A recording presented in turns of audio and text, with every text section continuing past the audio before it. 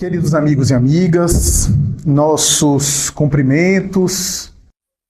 Cumprimento a Rosa, que é a trabalhadora, em nome de quem eu saúdo também todo o corpo de trabalhadores desta instituição. Para mim é uma gratíssima satisfação estar conhecendo essa casa. Assumi a tribuna daqui, falei algures quando era outra instituição, muitas vezes aqui. E para mim é uma honra imerecida cumprimentar o nosso amigo, meu irmão Danilo Cruz.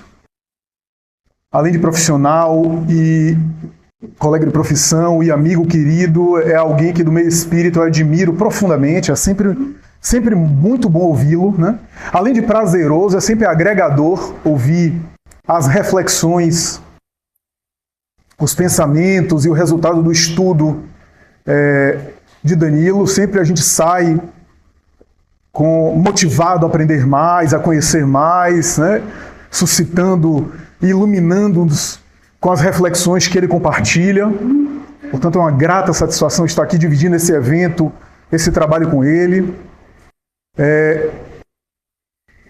Para mim é uma grata satisfação conhecer o Jairo, que eu não conhecia. Jairo, que também é do movimento espírita, né? A música, a arte sempre nos engrandece, né? Em eventos. Sempre digo que a música, a arte toca em faixas que o discurso verbal cognitivo não logra alcançar. E também é uma grata satisfação saber que Jairo é contemporâneo nosso, né? Eu conheço o Danilo do final da década de 90. Ele falou que provavelmente em 1997. A gente era criança, tá? Enfim.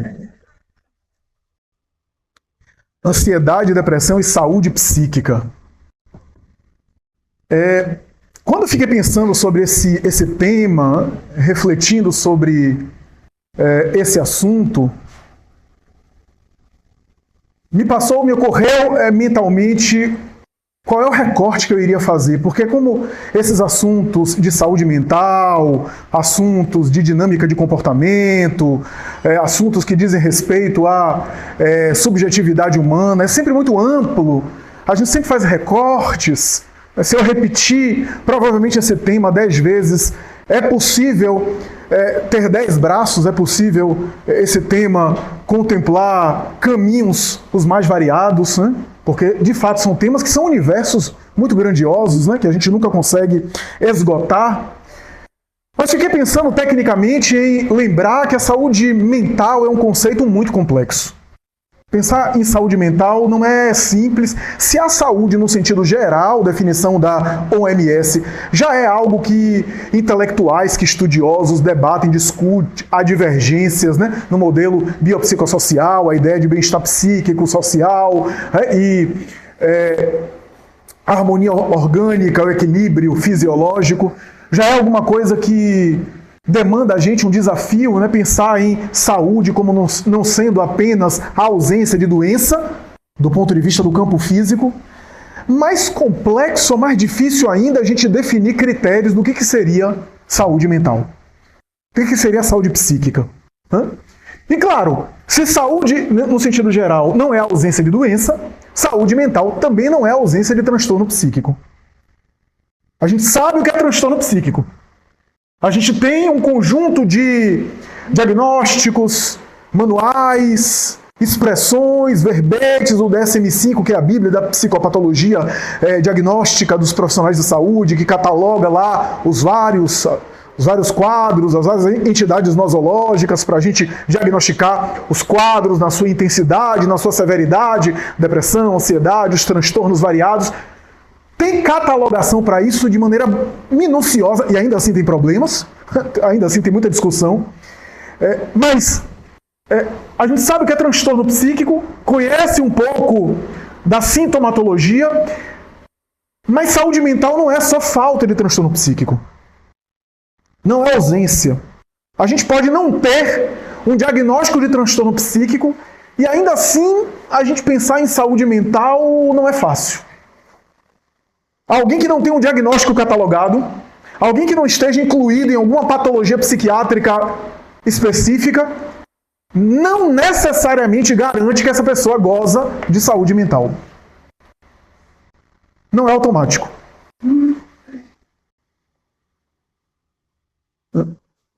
E quando eu falo ausência, eu estou falando ausência aqui, pegando emprestado o termo mais biologizante, mais biológico, né? Saúde não é ausência de doença, né? Mas no campo psíquico, a gente pode até, no campo popular, a gente fala de doença mental, mas a rigor essa expressão não é nem uma expressão mais adequada, né? Em psiquiatria, em psicologia, a gente não fala em doença mental. Tem até um teórico alemão que costumava dizer, né? Se é mental, não é doença. E se é doença, não é mental.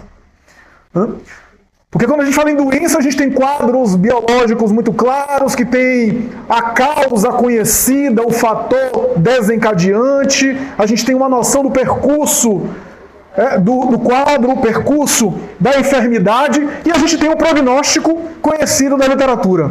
Mais ou menos um prognóstico claro. Em saúde mental a gente não tem isso. Em saúde mental a gente às vezes não sabe qual é a causa, se é que tem uma causa, são fatores, multifatorial. A gente não garante um percurso claro e a gente não tem clareza do diagnóstico lá na frente. Por isso que não fala doença. Né? Não fala doença, fala transtorno, que é diferente. Não é só um capricho, não, para mudar de nome. Assim como não se fala em cura. A expressão cura é uma expressão que não é muito usada no campo psíquico, no campo psicológico, psiquiátrico. Porque cura também faz entender uma eliminação do quadro e um retorno do sujeito a um estado anterior à doença instalada. Então eu tenho uma infecção na garganta, eu tomo antibiótico, o antibiótico mata a bactéria, a cura é voltar ao estado anterior antes da infecção. Em saúde mental, a gente nunca volta ao estado anterior. A gente se transforma até em outra coisa. Tem remissão de sintomas. Existe remissão de sintomas. Existe o quadro depressivo que os sintomas apresentam-se em remissão. Tem. Mas a gente não dá para dizer que é uma cura nos termos biológicos de voltar ao estado anterior. Se transforma em alguma outra coisa. E aí há um debate também, né? A depressão que eu tive há 10 anos e que agora eu estou tendo um outro episódio, é a mesma depressão que retorna? E aí há uma discussão. Por isso que não se fala em cura nesse sentido. O que não significa dizer que não tem jeito, tá? Não é isso.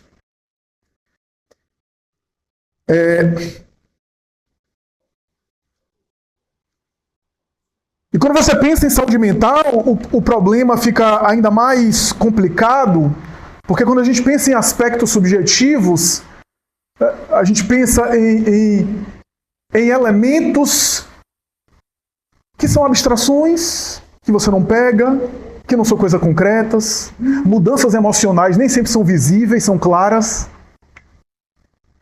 E o que é interessante, às vezes as mudanças emocionais acontecem, mas o sujeito não tem consciência que está ocorrendo. Às vezes o sujeito está modificando-se emocionalmente, está até melhorando, mas ele não tem consciência disso. E aí a gente entra também numa discussão, que é uma discussão exaustiva, no sentido de uma discussão longa, uma discussão complexa, que é o que é normalidade psíquica e o que é saúde psíquica. Por quê? Porque os profissionais sérios da área sempre têm um cuidado, a preocupação de não normatizar o que é saúde para os outros. Ser saudável é assim, eu vou impor o meu modelo de saúde, o meu modelo de bem-estar psíquico para você. Mas bem-estar psíquico para você pode ser diferente para mim. Então Tanto é que na psicoterapia, geralmente a psicoterapia acontece porque a demanda é do paciente. Geralmente acontece assim. Claro que o profissional acompanhando pode colaborar de tal forma de sinalizar coisas que a princípio não apareceram. Claro, isso acontece. Mas eu posso dar exemplos aqui claros. Pode haver até uma demanda no sujeito, que é uma demanda importante, que o psicólogo percebe, mas se para o sujeito aquilo não é um problema, eu não tenho como impor para ele. Pense em um exemplo aqui, estou pensando aqui em algum exemplo por exemplo, um paciente masculino que tem uma disfunção erétil, e essa disfunção erétil, uma impotência, etc., está afetando o seu casamento. Sei lá, ele tem uma ejaculação precoce, por exemplo, isso está sendo um motivo de estresse na relação com a esposa. Mas isso tem que ser uma demanda dele. Eu já ouvi de paciente, não, isso daí não é problema. Não, isso daí é coisa... É minha mulher que está problematizando isso. Não tem nada a ver. Homem é assim mesmo. E aí há uma discussão que é assim, quem sou eu, profissional de saúde, para impor a ele alguma coisa que não está incomodando ele.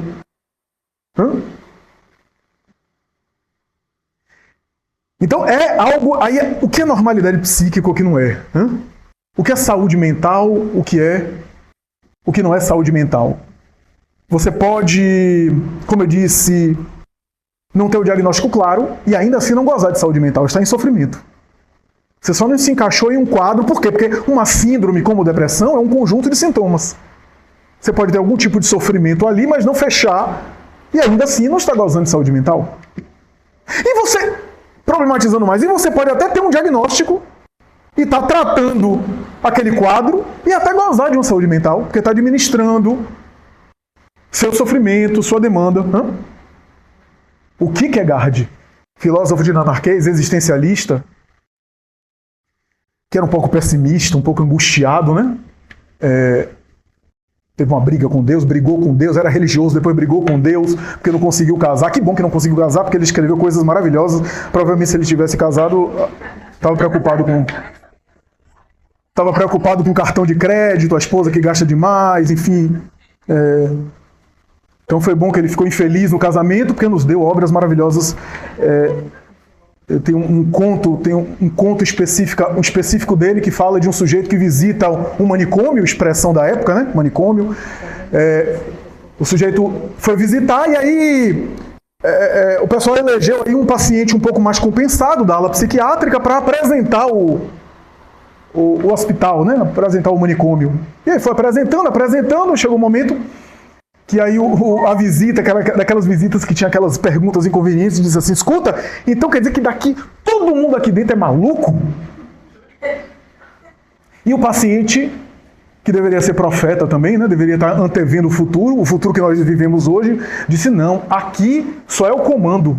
A loucura mesmo é daqui para fora. Então, acho que o Gibran, não sei, um outro autor conta alguma coisa semelhante. Ele fala de um sujeito que nasceu, aí era constrangido pelo pai a ser de uma forma, a mãe queria que ele fosse de uma forma, ele cresceu, e aí os relacionamentos sociais, todo mundo queria que ele fosse uma coisa, ele foi vestindo as máscaras que cada um foi impondo a ele. E aí, esse sujeito disse... No momento em que eu tirei todas as máscaras e decidi ser eu, me internaram aqui. Então, o conceito de saúde mental e normalidade psíquica é um negócio desafiante, difícil de limitar. O que a gente tem como termômetro é o relato do sujeito, o bem-estar psíquico, o que ele sente, o que faz sentido para ele, o que ele conseguiu se conectar, o que é realmente algo que dá sentido à vida dele, que confere sentido. E veja que quando eu estou falando aqui vou exemplificar com alguns quadros, né? Você não tem uma saúde, você não tem um quadro, uma patologia diagnosticada, mas você tem, por exemplo, traços de sua personalidade, que são traços seus, mas que a depender de como você está administrando eles, pode te causar sofrimento, isso é disfuncional. E os mesmos traços de personalidade que aparecem em outra pessoa pode ser superfuncional. Por exemplo, o sujeito tem traços obsessivos. Ele não tem a patologia, o transtorno obsessivo compulsivo. Porque o transtorno obsessivo compulsivo causa sofrimento mesmo, é disfuncional. É aquilo que a gente chama de ego distônico, né? Causa distonia, causa sofrimento ao ego, né? Causa prejuízo ao sujeito. Ele tem dificuldade de sair de casa, ele demora horas para, sei lá, se o ritual for tomar banho ou se higienizar. Enfim, ele atrasa, ele perde os compromissos, porque ele vive naquela liturgia. O Freud tem um texto sobre a neurose obsessiva que ele chamou de religião particular. Que o sujeito cria uma espécie de religião com seus rituais particulares, né? esse sujeito sofre. Mas você pode ter traços obsessivos sem ter a patologia, o TOC. E esses traços podem ser ego-distônicos ou podem ser ego-sintônicos. Imagine um engenheiro que tem que ser preciso, meticuloso. Imagine um fisiculturista que tem que pesar toda a comida que come, que tem que ser preciso, tem que ser rigoroso nas coisas. Há até profissões que o indivíduo tem que ser um pouco obsessivo. Tem que trabalhar com rigor, tem que ser sistemático para dar certo, para ser bem sucedido. Então, esse sujeito pode ter traços obsessivos que sejam funcionais e que ajudem ele. Mas esses mesmos traços obsessivos na convivência, o indivíduo é intolerante, só ele é que sabe, só ele que tem razão, ninguém sabe igual a ele não deixa que ninguém também emita opinião diferente, as coisas têm que sair do jeito dele. Aí ele pode não ter uma patologia, mas será que isso é saúde mental? Você pode não ter diagnóstico psiquiátrico, mas quantas vezes a gente vive sofrimento nas relações intrafamiliares? E às vezes aquilo afeta o nosso psiquismo. Às vezes a gente não sabe lidar. Aquilo causa uma disfuncionalidade no nosso mundo emocional. Como o nosso Danilo falou, às vezes eu não tenho diagnóstico, mas eu sou excessivamente preocupado com a opinião alheia. Isso é saúde mental? Que é o narcisismo raiz. Não é narcisismo Nutella, não, tá? É esse raiz que o Danilo falou aqui. O verdadeiro narcisismo não é se achar o máximo, é querer ser o máximo nos olhos dos outros. Esse é o narcisismo.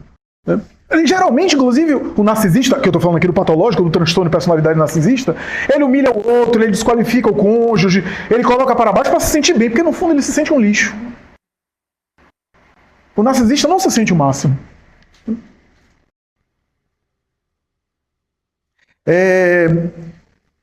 Então, por exemplo, eu posso não ter diagnóstico, mas eu tenho um sono ruim. Eu sofro de algum problema de sono. O meu sono não tem qualidade. Ou às vezes não tem qualidade, tem quantidade, mas não tem qualidade, ou vice-versa.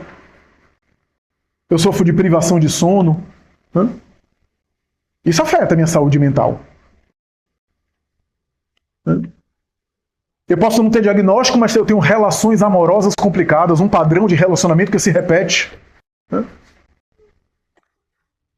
Se repete de tal forma que me traz sofrimento. Que às vezes eu estou repetindo algo que me é familiar inconscientemente. Algo que me soa familiar e nem sei.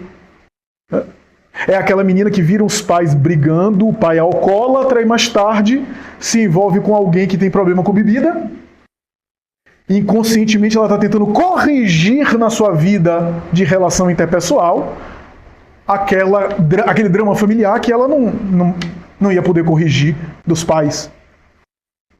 Algo lhe chama, algo lhe parece familiar e ela se fixa.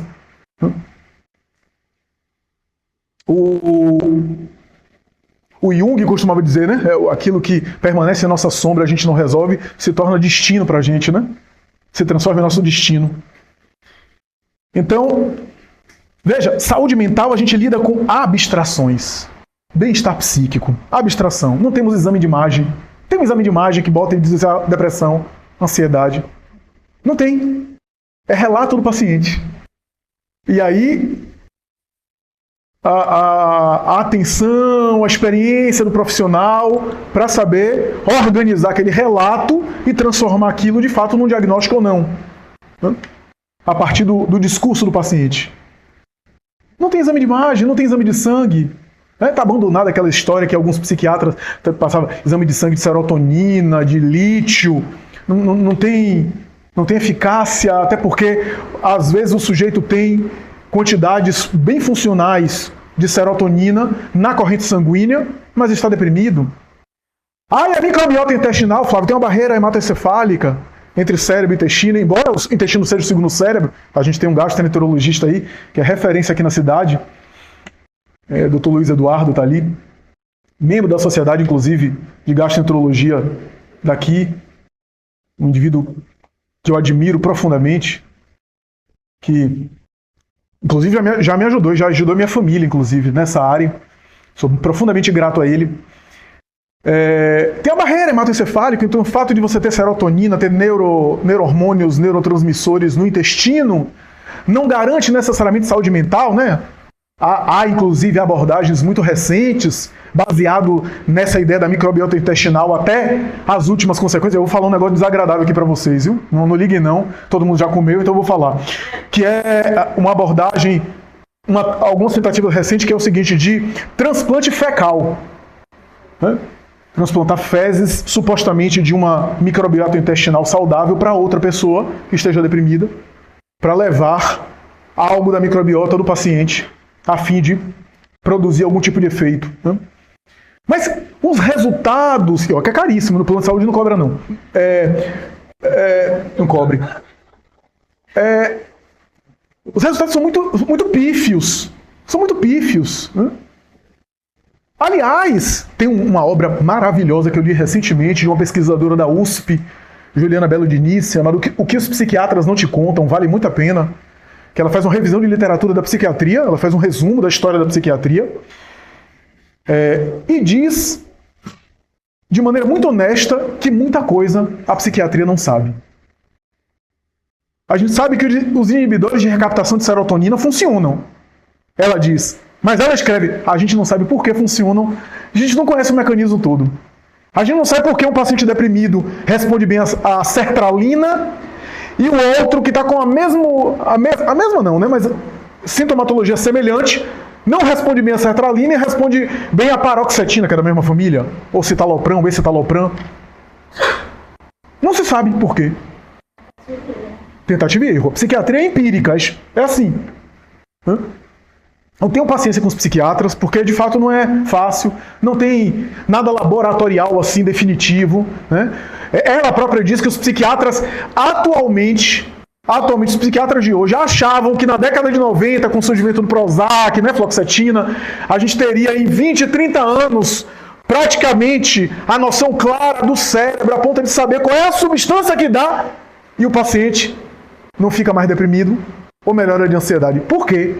Essa expectativa é frustrada porque é uma visão materialista. É uma visão que é apenas de um desequilíbrio bioquímico, que está cada vez mais superada. Cada vez mais superada. Mesmo entre psiquiatras e psicólogos que não são espiritualistas, aí eles defendem determinantes sociais, né? Você sofre de uma forma dentro de um contexto específico, que eu posso sofrer dos mesmos sintomas, mas eu tenho outro contexto que precisa ser considerado. Se você está chorando porque sua mãe e seu pai faleceu há uma semana, pode ser um luto funcional. Você está respondendo a um evento significativo na sua vida, e a resposta saudável é você se entristecer e ficar um período de luto. Mas se você tem mais de um ano e nem está comendo direito, está emagrecendo, está subnutrido, aí o olhar é outro. Então, veja que depende do contexto. Precisa examinar o contexto. Não é só o sintoma pelo sintoma. Não existe marcador biológico específico. O cortisol é a aposta maior em relação ao transtorno de ansiedade e depressão. Mas ainda assim, há muitas dúvidas. Até porque o cortisol existe no organismo, não é você não ter cortisol. Né? A gente sabe que estresse persistente a longo prazo, estresse agudo e persistente, né? que permanece, porque o cortisol faz parte da nossa fisiologia, estado de alerta. O cortisol às vezes é produzido, você faz um treino, você faz atividades físicas, você produz cortisol. Daí aqueles que treinam às vezes de noite demoram para dormir. Por quê? Porque cortisol lá em cima, até baixar a melatonina, demora para dormir. A gente sabe que cortisol, estresse, persistentemente até engorda. Porque o cortisol, quando cai na corrente sanguínea, se transforma em glicose. Então o estresse pode, de fato, produzir doença metabólica como diabetes. Pode. O estresse. Como outras doenças metabólicas, as próprias doenças oncológicas são consideradas por muitos autores como doenças metabólicas. Né? Mas veja que esses marcadores biológicos, todos eles, os grandes intelectuais, os grandes estudiosos que se debruçam sobre o assunto, dizem Não dá para dizer que é uma substância, que é um neurotransmissor específico, que é um funcionamento cerebral específico que precisa ser corrigido. Não dá. Não dá. Não é deficiência de serotonina, ou de dopamina, ou de noradrenalina. Essas substâncias estão no mecanismo, mas não são suficientes para explicar. E de fato, para me utilizar uma expressão que agora ficou muito conhecida depois de 2021, a gente está vivendo uma pandemia de problemas em saúde mental. Uma pandemia que só aumenta. Há quem compartilhe dados que assustam, por exemplo, de 10 pessoas, 9 terão ou já tiveram pelo menos um episódio depressivo. Um episódio, não quer dizer que tem um transtorno, mas um episódio depressivo. Transtorno de reincidência é outra coisa, né? Que a partir de 2 a 3 episódios, transtorno depressivo maior, né? Expressão do diagnóstico, né? Recorrente, né? Depressão recorrente, e assim por diante. Então, de cada 10, pelo menos 9 vão ter um episódio. E um que fica fora dessa vai ficar se sentindo tão sozinho que vai chegar lá com fé em Deus. Ou seja, todos nós. Quem de nós já não passou por um momento de estresse, de frustração, né? Algum inferno pessoal na nossa vida, algum desafio íntimo? Quem de nós que passa ileso, que passa indiferente aos desafios da vida? Todos nós estamos inseridos. Transtornos psiquiátricos catalogados, uma pessoa a cada 8. Ou seja, no mundo, 1 bilhão de pessoas tem transtorno psiquiátrico diagnosticado. Ou seja, o número é bem maior do que isso, porque tem uma quantidade absurda que é subnotificação, que não aparece porque não busca ajuda, principalmente os homens, tá? Os homens buscam menos ajuda, recorrem a menos ajuda especializada, então não entram nessa estatística. Porque esse número não bate, né? Olha o número. Os números dizem: mulheres deprimem mais. De cada 1 homem, 3 mulheres deprimem. No entanto, o homem se suicida mais. Tá vendo que essa conta não fecha? Depressão em homens às vezes aparece com sintomas atípicos. Às vezes começa com sintoma gástrico, o homem mais silencioso. Grupo de homens, amigos, é muito divertido, porque as mulheres conversam de maneira mais séria, né? O diálogo com as mulheres. Churrasco com o homem, por exemplo, é muito divertido. Mas também são grupos que é só brincadeira. Geralmente, quer dizer, claro que há exceções, mas geralmente se você começar a desabafar, vai ser alvo de chacota, vai ter alguma piadinha, alguma ridicularização. Os homens já não falam de si. Os homens já têm dificuldade até de avaliar o que é que estão sentindo. Né? O que é que estão sentindo? Autoconhecimento em homens, né? É mais complicado, é mais desafiante.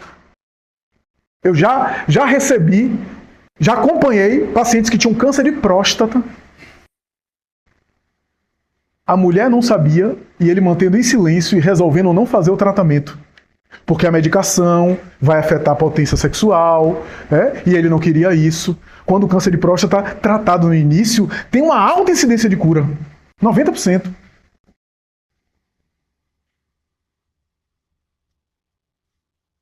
Então, e a maioria desse 1 bilhão é depressão e transtorno de ansiedade. Depressão e transtorno de ansiedade. Ansiedade que não é... Ansiedade em si mesmo é um sintoma, tá? É um sintoma, é um traço.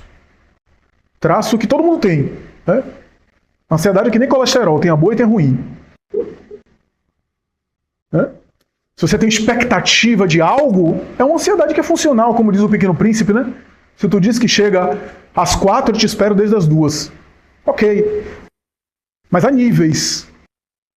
Há níveis que aí causa prejuízo, taquicardia, afeto social. O indivíduo é tão ansioso que fica na irritabilidade. O problema da ansiedade é isso, né? Não é que causa mal só o sujeito. O Emmanuel tem um texto sobre ansiedade, Pão Nosso, que ele vai dizer que o problema do ansioso é que ele não causa só mal a ele mesmo, ele vai se comprometendo espiritualmente nas relações com os outros. Porque como ele é ansioso, ele acaba ficando irritado e acaba magoando e ofendendo as pessoas ao seu redor, na sua ansiedade, na sua inquietação.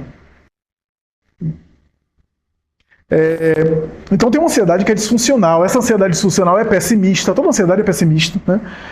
É um medo antecipatório, né? Se eu tenho ansiedade para chegar no lugar, eu tenho medo de chegar atrasado. Ansiedade é sempre um medo antecipatório, né? Agora tem os transtornos de ansiedade, que esses são os que mais preocupam. Transtorno do pânico, TAG, transtorno de ansiedade generalizada, as fobias que são consideradas do grupo de transtorno de ansiedade e assim por diante. Ansiedade que exige de nós uma reflexão muito madura, porque assim, antes eu considerava, né? O indivíduo que é ansioso é um indivíduo que está tenso, que está acelerado, que se projeta para o futuro. E o deprimido é outro quadro cujo funcionamento é outro. Às vezes se volta para o passado, mas a verdade é que essas coisas às vezes se misturam. Às vezes a ansiedade aguda, crônica, persistente, empurra o sujeito para uma depressão. E há muitos quadros de depressões, sobretudo depressões que alguns autores chamam de depressões modernas, né? Que são chamadas de depressões ansiosas. Essa é que é a questão, né? Que a gente fica discutindo nas ciências da saúde.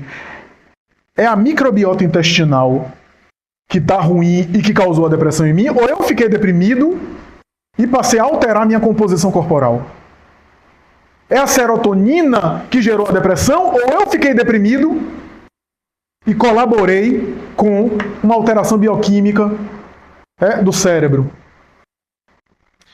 Porque, veja, depressão é um conjunto de sintomas. Tem um conjunto de sintomas. Anedonia, falta de prazer, falta de graça, labilidade de humor, às vezes, e às vezes alguns quadros de ansiedade, falta de apetite, ou muito apetite, insônia ou hipersonia. Tem uma série de sintomas que configuram um quadro de depressão e se você tiver uma quantidade específica, você está incluso ali no transtorno depressivo. O que é basal, o que é comum em todos os quadros de depressão, ou se não todos, na grande maioria dos quadros depressivos, é porque depressão, por isso que tem depressão com ansiedade junto, que é terrível. Porque depressão não é necessariamente tristeza. Depressão não é falta de alegria. Depressão é falta de energia. Há quadros de depressão que o sujeito até está sorrindo, o sujeito até está trabalhando, consegue trabalhar, consegue ser funcional, mas ele tem uma fadiga. Aquilo que ele fazia antes, que ele fazia com facilidade, agora as mesmas tarefas ele faz que chega em casa quebrado, como se tivesse tomado uma surra, o corpo doendo. Esse conceito de dor total, né? Dor generalizada, né? Que inclusive é típico dos quadros de fibromialgia. Né? Fibromialgia que é um quadro que está bem associado, né? Até os reumatos hoje reconhecem que está associado a questões emocionais importantes, né? Fibromialgia que acomete muito a população mais feminina. Né? A população... há homens que são vítimas da fibromialgia, mas é muito mais raro. Né? Há quem diga na psicanálise que a fibromialgia atual é uma forma moderna da histeria do século XIX, só que em outro padrão. Né? A histeria no século XIX tinha razões de repressão sexual que a nossa sociedade hoje já não tem. Né? E aí aparece de uma outra forma. Mas, então, a gente pensa em depressão como falta de energia. O que é comum, se não em todos, mas na grande maioria dos deprimidos, falta de energia, fadiga psíquica, falta de vitalidade, não falta de felicidade. Agora, é claro que o sujeito que está com essa fadiga, com essa falta de disposição, ele acaba ficando triste também. Claro. Pense comigo. Humor em psiquiatria, por isso que depressão é também uma alteração do humor. O humor em psiquiatria não tem a ver com você tá dando risada, tá bem-humorado ou mal-humorado, não. O humor em psiquiatria é essa energia. Daí o transtorno bipolar é o quê? 2 polos, né? É a elevação do humor na fase da mania, por isso que no passado é chamada psicose maníaco-depressiva, expressão de Kraepelin. Maníaco-depressiva, depois por conta de um estigma dessa expressão, psicose maníaco-depressiva, se alterou para transtorno bipolar, 2 polos, né? O polo que alguns chamam de ativação, euforia, mania, que o indivíduo fica muito cheio de energia, super disposto. Nessa fase é difícil convencer o paciente que ele precisa continuar com a medicação, porque ele está se sentindo ótimo, dorme pouco e se sente ótimo, disposto, libido lá em cima, eufórico, falador, não cansa para nada, sai da Barra até a Pituba andando. Aí você vai convencer ele como que ele precisa de tomar remédio que não está bem. Então, geralmente, nessa fase, às vezes o paciente abandona tratamento, né? É muito complicado, né? Mas são 2 lados de uma mesma moeda, né? O lado da euforia, né, da elevação de humor, e o lado da depressão. Mas e aí, saúde psíquica? Nessa toada toda, como é que a gente consegue ter algum critério para saber o que é saúde psíquica? A gente sabe que bem-estar psíquico é subjetivo, mas há que se ter algum norte.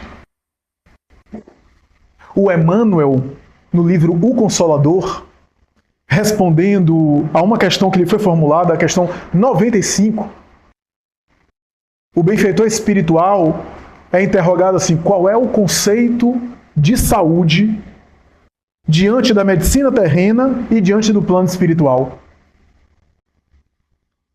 E aí o Emmanuel responde assim: para o homem da terra, a saúde significa o equilíbrio perfeito dos órgãos materiais. Mas para o plano espiritual, a saúde é a perfeita harmonia da alma, para a obtenção da qual, muitas vezes, a necessidade preciosa, Emmanuel é terrível, a necessidade preciosa das moléstias e deficiências transitórias. Como é que é? Quer dizer que para a saúde eu preciso das doenças? Para a verdadeira saúde eu preciso das moléstias? No livro Emmanuel, um outro livro além do Consolador, ele quando tem um capítulo sobre saúde, ele vai falar: ainda precisaremos por muito tempo da contribuição da cirurgia, das abordagens médicas, dos remédios, dos comprimidos, até que a gente consiga alcançar realmente a verdadeira saúde, que é a perfeita harmonia da alma. Aí você entende por que Jesus não ficou doente. Você não tem no Evangelho nenhum relato de Jesus tendo uma diarreia, um sarampo, uma catapora, E os evangelistas anotaram alguns detalhes, né? Não teve nenhum momento que ele ficou com alguma virose. Saúde, perfeita harmonia da alma. A exceção é Jesus, porque todos os outros, mesmo os santos, tiveram acidentes de percurso. Espíritos ainda em evolução, espíritos ainda em aprimoramento. Não eram espíritos crísticos. Ah, Flávio, você está querendo romantizar muitos transtornos. Quer dizer que você vai querer agora dizer que os transtornos mentais, já que a gente está falando da área psíquica, são necessários?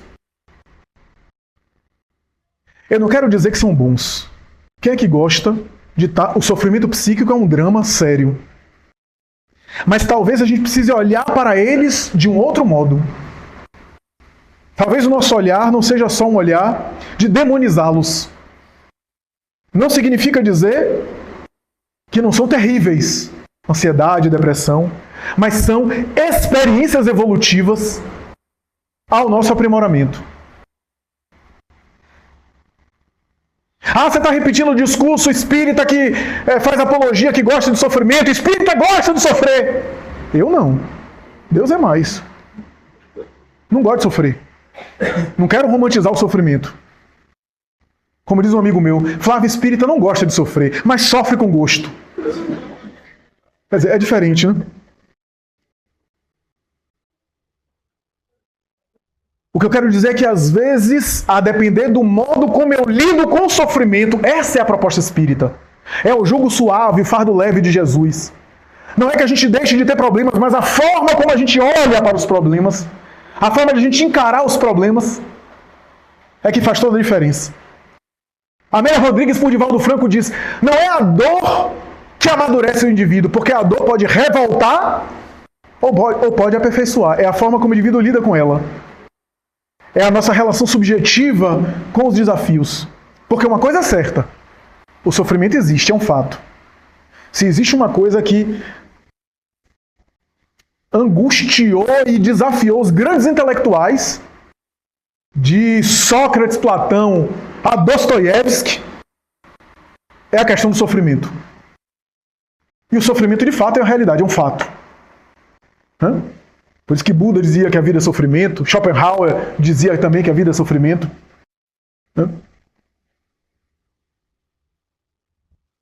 Claro que a gente deve buscar qualidade de vida. Claro que a gente deve buscar bem-estar, é claro. Mas e quando nossa alma é envolvida nessas sombras? Quando a gente vivencia um desafio assim na área psíquica, o que vai fazer a diferença entre a gente ir para o abismo e a gente ressignificar e viajar para dentro de maneira positiva vai ser a forma como a gente lida. Porque eu estou sendo convidado para viajar para dentro. Não viajar para dentro de maneira angustiada, mas de viajar para dentro, como Jung dizia. O Jung passou por um processo depressivo, que é descer os infernos para depois, os infernos pessoais, né? Para depois ressignificá-lo. Alguma ressignificação, alguma atualização a respeito de mim mesmo, alguma percepção de mim mesmo. No livro Renúncia, eu não vou contar a obra toda, mas no livro Renúncia, romance do Emmanuel, tem um capítulo específico, mas se passa lá século acho que 17, né, 1600 e pouco, acho que é isso, Europa, período da varíola, a varíola matava meio mundo de gente, e o Emmanuel estava encarnado, Padre Damiano, a personagem principal não é ele, é Alcione, que é um espírito sublime, que ele acompanha, tem uma relação afetiva com ele é um sacerdote já, e ela é um espírito, um exemplo maravilhoso, que está ali na obra. Engraçado que a Emmanuel chama ela de um anjo em forma de criança. Né? E tem um momento do livro que ele, Emmanuel, encarnado, está já moribundo, já está agonizante. Ele pega a varíola, fica de quarentena, é afastado, e Alcione, que tinha uma afeição com ele como se fosse de um pai, vai visitá-lo com sua mãe, Madalena Villamil. As duas já chorosas vão visitá-lo. E ele, com um olhar sereno, ele já intuía que ia desencarnar. E aí conversa com ambas. A conversa, o diálogo é emocionante. E em algum momento as duas muito sentidas, quando ele começa a dizer: ora, eu sinto que eu não vou durar muito tempo, que o corpo está debilitado, mas que o nosso afeto continuará. O afeto que eu tenho por vocês continuará. E eu, se Deus me permitir, velarei por vocês. A Madalena disse: que é isso, padre? E aí Alcione começa a chorar e diz: não é bem assim não. Você está entregando os pontos. Você está vendo a doença como se você não tivesse possibilidade. E aí ele diz, ele faz um comentário que eu gostaria de lê-lo, que ele diz assim: Madalena, minha filha, a moléstia incurável é um escoadouro bendito das minhas imperfeições. Que seria de minha alma se a moléstia do peito não me ajudasse a expungir os maus pensamentos? Quantos bens eu ficaria devendo à solidão e ao sofrimento? O Senhor que me deu conhece o inestimável valor.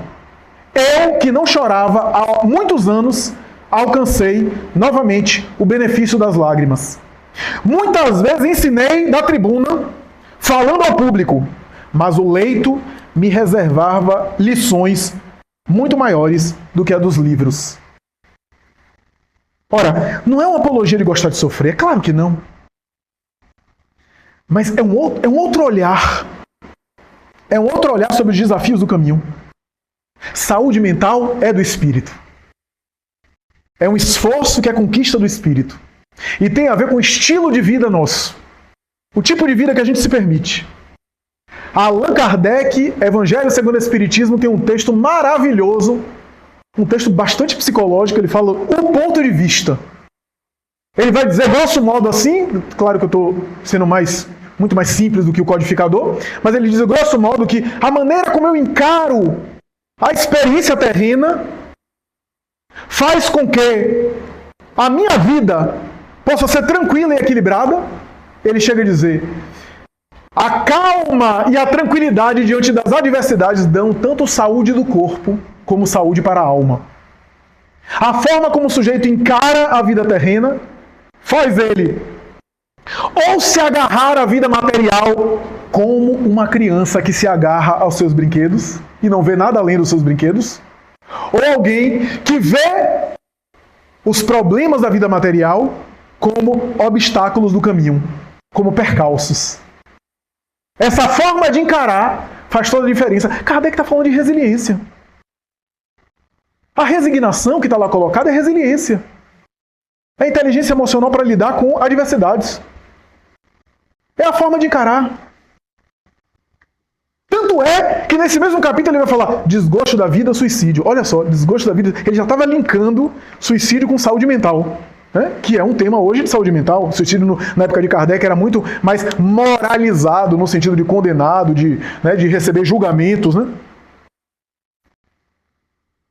E o próprio Kardec diz, a maioria dos problemas nossos são gerados por causas na vida atual.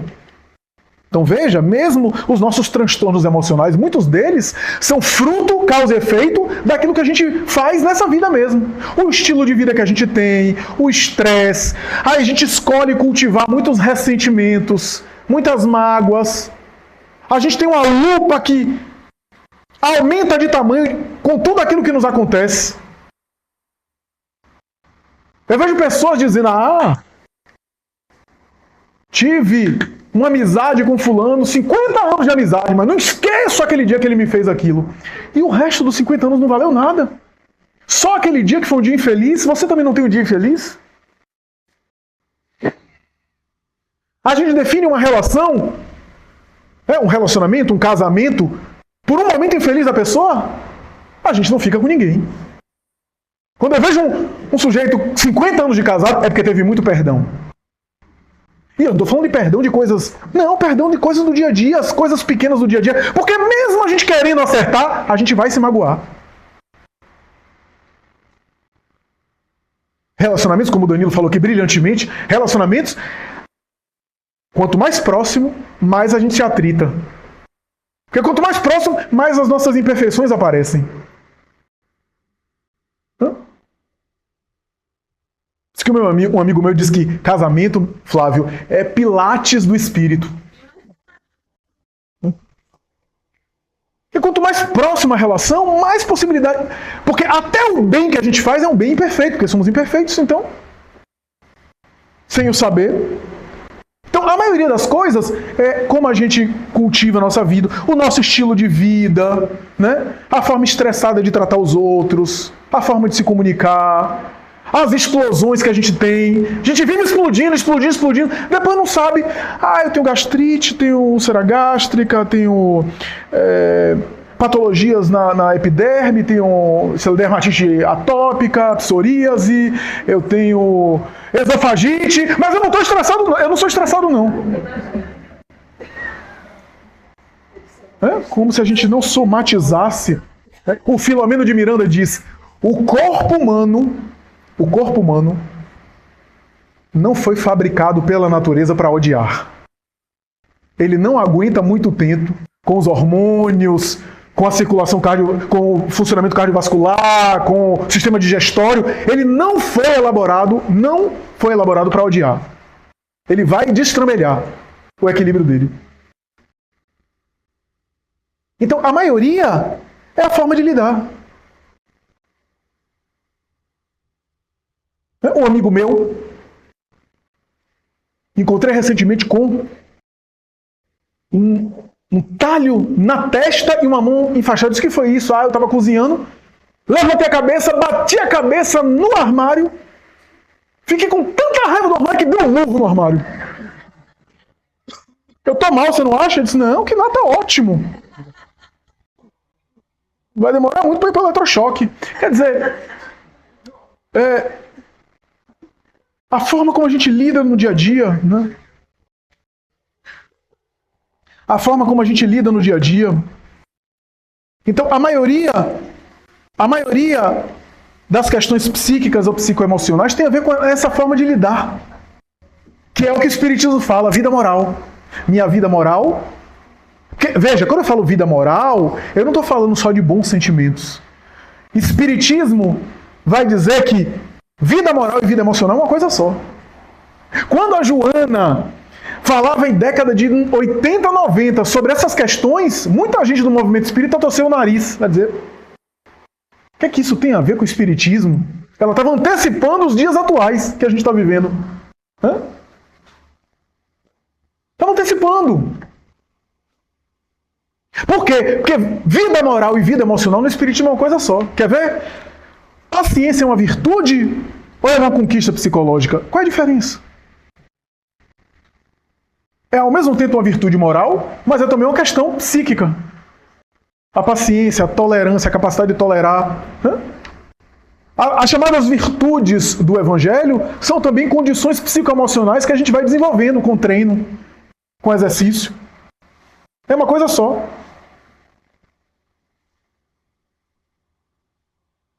Tanto é que quando eu estou deprimido, por exemplo, irritabilidade é um dos sintomas.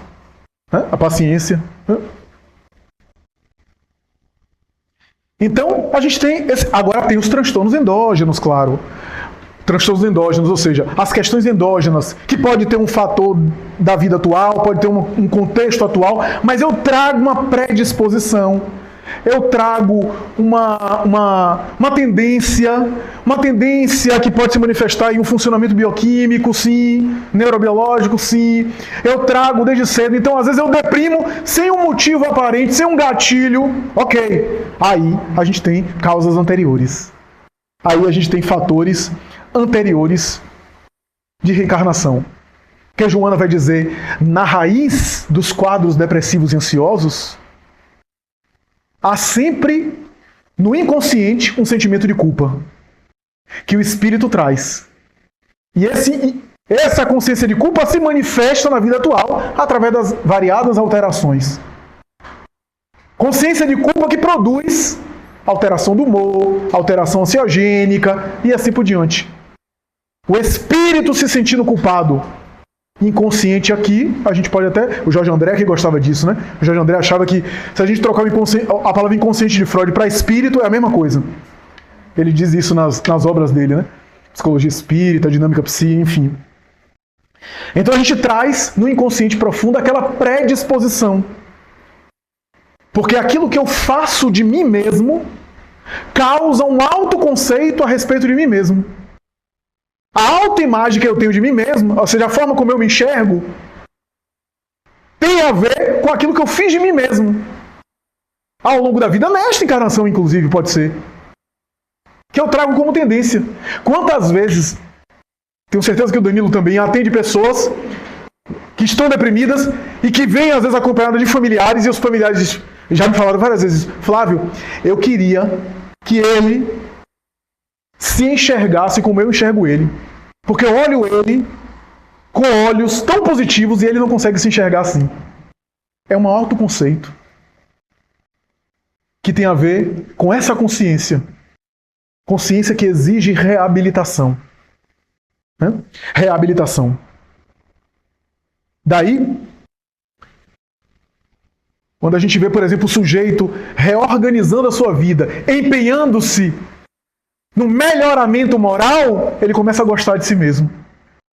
Claro que não é de uma hora para outra. Assim como não foi de uma hora para outra você enfermar, não vai ser de uma hora para outra que você vai se sentir plenamente bem. Mas aos poucos, mudando de conduta, essa é a terapia espírita. Essa é uma espécie de transcendência que o nosso Danilo falou. Porque o que é transcendência? Sair de mim mesmo. Me tornar mais do que aquilo que eu sou. Reforma íntima, eu me torno mais do que o que eu sou. Do que eu sou a princípio. Como um regente de uma orquestra, que quando ele está regendo a orquestra, ele transcende ele mesmo. Ele se torna a própria orquestra, né? Ele vai além de si. Ou alguém que está apaixonado, quando a gente se apaixona, quando fica apaixonado, a gente fica naquela... transcende, fica pensando... Transcendência, reforma íntima tem a ver com isso. Melhoramento moral.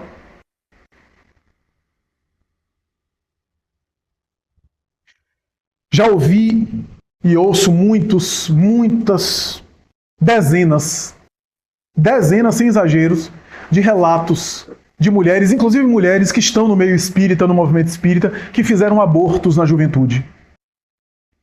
Se culpam. Nunca me esqueci de um caso há muitos anos, que ela disse, hoje eu sou espírita, Flávio, mas gostaria de ter conhecido lá atrás, porque eu teria outra compreensão.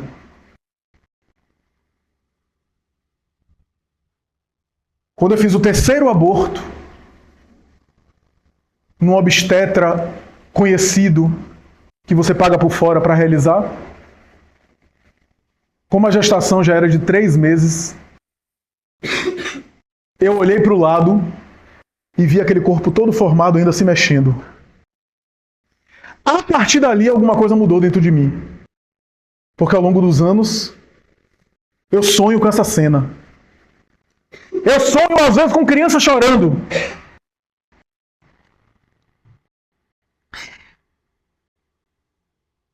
E se pune. Tem jeito. E o jeito não é se punir. Refazer a vida. Você tem atenuantes. Você tinha uma outra maturidade. Tinha uma outra compreensão. Deus é muita justiça, mas é também muita misericórdia. Ah, Flávio, mas você não acha que é errado? Não sou eu quem acha. Eu tenho que ensinar. Eu não posso ensinar e consolar você mentindo. De fato é um erro. De fato a doutrina espírita diz que é um erro. É uma transgressão à lei de Deus. Mas você não precisa sofrer. Faça todo o bem possível. Reabilite-se perante a sua própria consciência. Porque o bem que você faz vai fazendo você olhar para você de uma forma diferente. Vai mudando essa autopercepção, esse autoconceito a ponto de você enxergar você de uma outra forma. E quando você se reabilitar, você vai recuperar a sua dignidade perdida. É o amor que cobre a multidão de pecados. É o bem que eu faço que apaga o mal que eu fiz. Não há necessidade de sofrer. Mas há necessidade de dar sentido à vida. Como disse o nosso Danilo, se do ponto de vista materialista a vida não tem a priori um sentido, não é um sentido que é dado, e os materialistas dizem, você que vai fazer o seu sentido, você que vai construir o seu sentido, vai dar o sentido que você quiser. Muito bem, você pode dar algum sentido à existência assim. O Espiritismo te ajuda e facilita o seu caminho. Porque vai dizer que a priori a vida já tem um sentido. Que é a ideia de que a experiência material é apenas uma parte ínfima. Que você é mais do que isso. Que a vida antecede o berço e continua após a morte. Que você vai viver. Que você é muito mais do que a experiência física temporária. Então o Espiritismo te ajuda, já lhe dá um sentido maior. E é claro, dentro desse sentido maior, você vai buscar um sentido mais pessoal à sua vida dentro desse. Alguns vão conseguir isso se dedicando a uma causa humanitária. Outro vai ser uma mãe de família e pode chegar ao mesmo nível evolutivo. Porque, do ponto de vista da evolução, não é a quantidade de coisas que eu faço, mas a quantidade de sentimento que eu coloco. Eu posso ser um trabalhador de causas sociais e não avançar muito, não evoluir muito, não aproveitar até o trabalho que eu faço para me melhorar, porque eu faço por fora para construir por dentro. E eu posso ter um trabalho, uma tarefa específica com um familiar,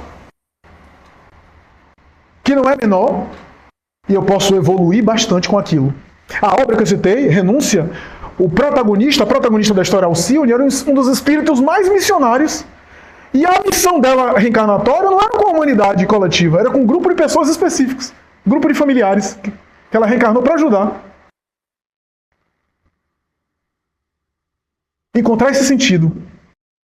Que aí, pelo autoconhecimento, pela viagem para dentro, para se identificar, para saber o que faz bem a mim. Dentro daquilo que a doutrina espírita já me dá. Ok, a vida espiritual, a minha vida moral importa para o meu equilíbrio psíquico. Dentro disso, o que é que eu vou fazer para que eu avance nesse sentido? Para que eu fique bem comigo mesmo e alinhado com a lei de Deus.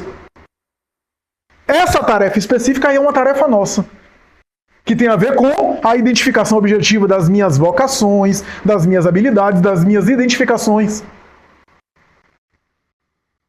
Nem falta de sentido, nem excesso de sentido. Sim, porque excesso de sentido pode adoecer também, tá? Se eu estou muito confuso, eu boto muito excesso de sentido. Se eu estou delirando, o que é o delírio? É excesso de sentido.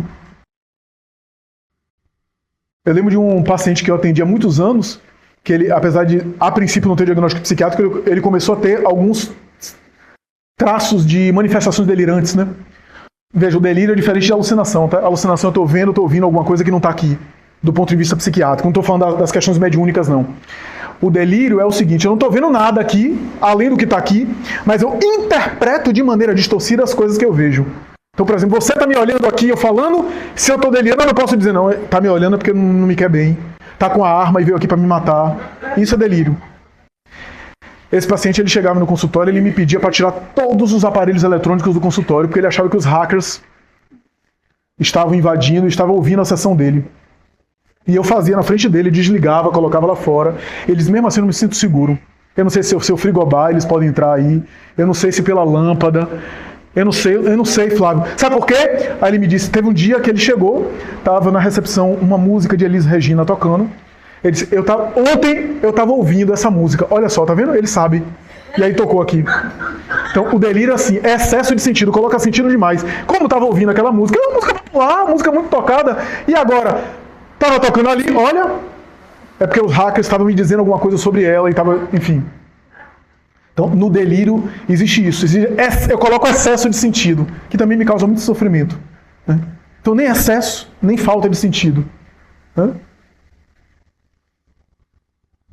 Eu dar sentido e significado que me faz bem e que me aponta aquela emoção positiva que me faz querer avançar cada vez mais. O termômetro é eu saber que o sentido que eu encontrei para a minha vida, e a doutrina espírita ajuda, porque já dá um sentido espiritual,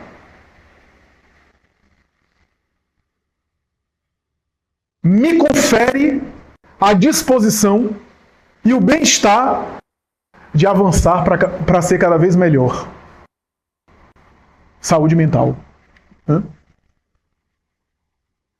E cada vez que eu me melhoro mais, cada vez que eu tenho menos vícios, cada vez que eu tenho menos imperfeições, aquilo me atrapalha menos. Aquilo me faz sofrer menos. Essa é a meta. Esse é o sentido, é o significado. Porque as imperfeições que eu carrego, diz Allan Kardec, é o céu e o inferno, Código Penal da Vida Futura. Quem tem mais imperfeições sofre mais. Quem tem menos sofre menos.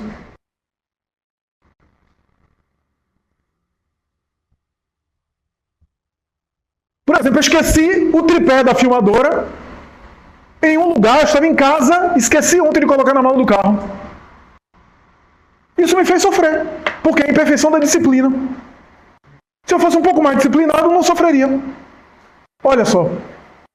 Então, se você é indisciplinado, você sai 7h55 de casa, da Barra, para trabalhar em plataforma ou Sussuarana, e tem que bater o ponto 8 horas da manhã. Você tem 5 minutos só. Você vai sofrer. Você vai querer costurar o trânsito. Vai sofrer, pode até bater o carro.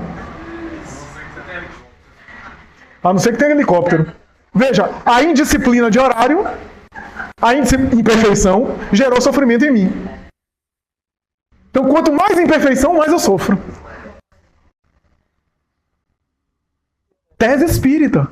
Então veja, amigos, que a reforma moral, já caminhando para a conclusão, a reforma moral, o melhoramento moral, não é no sentido de você ficar se neurotizando, se atormentando, pelo contrário. É para lhe fazer bem. Quem melhora moralmente vive melhor consigo mesmo. Se a sua reforma moral está lhe deixando sofrido, tem alguma coisa errada. Está lhe deixando mais angustiado. Que melhoramento moral é esse que lhe deixa mais angustiado? É melhora moral ou é tortura moral? Reforma íntima ou tortura íntima? Porque, como eu disse aqui, até mesmo num rebaixamento do humor, eu posso lidar mal, posso idealizar suicídio, posso agredir pessoas, posso me isolar, ou posso escolher aquela noite escura da alma, como dizia João da Cruz, né? São João da Cruz, para mergulhar e enfrentar meus demônios internos. Sairei melhor. Lidarei melhor comigo mesmo. Porque a luta é conosco mesmo. Jung teve esse processo. Beethoven quase escreveu uma carta de suicídio da surdez. E depois escreveu obras maravilhosas. A música de Beethoven no final da vida, já totalmente surdo. É uma música espiritual, uma música maravilhosa. Todo mundo elogia os entendidos de música. Os últimos quartetos de cordas, sonatas para piano, sinfonia número 9, missa solene, enfim. A forma como ele lido. Uma viagem para dentro na individuação, citada aqui por Danilo.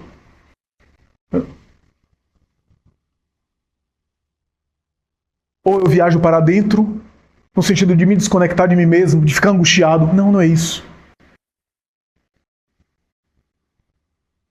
Entender que estamos sendo convidados a enfrentar a nós mesmos, sermos melhores. Mesmo numa alteração de humor, é possível encontrar sentido e significado.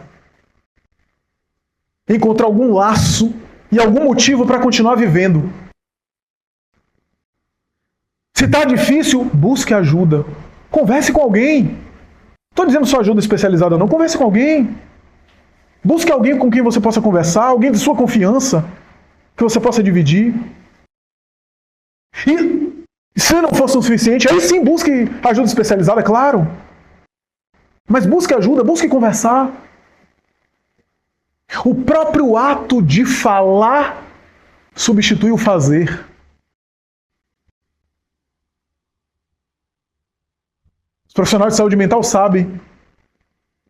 Paciente compartilhando, mesmo que esteja compartilhando a ideação suicida, é bom sinal. Porque nos níveis mais graves do espectro de ideação suicida, ele já não fala mais.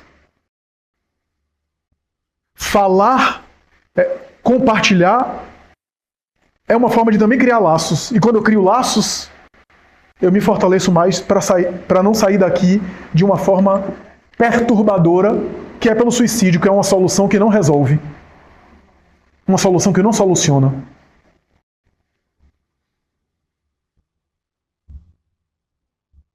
Então, meus amigos, saúde mental é um desafio para todos nós. E tem a ver com coração pacificado. Tem a ver com consciência tranquila, fé no futuro, como Danilo colocou. Fruto dos meus esforços de melhoramento. Fruto do meu treino para ser melhor comigo mesmo. Fruto do esforço que eu faço para me amar. Amor esse que pode se espalhar por outras pessoas. Não há como eu amar profundamente os outros me desprezando. Eu projeto até expectativas, Danilo falou isso aqui muito bem. Eu projeto até o meu espelho narcísico. Quero que o outro seja eu mesmo. Mas amor mesmo é uma luz que me ilumina primeiro e que eu espalho. Um perfume que eu fico primeiro perfumado. É um trabalho, portanto, de desenvolvimento de si mesmo. É isso. Muito obrigado a todos vocês.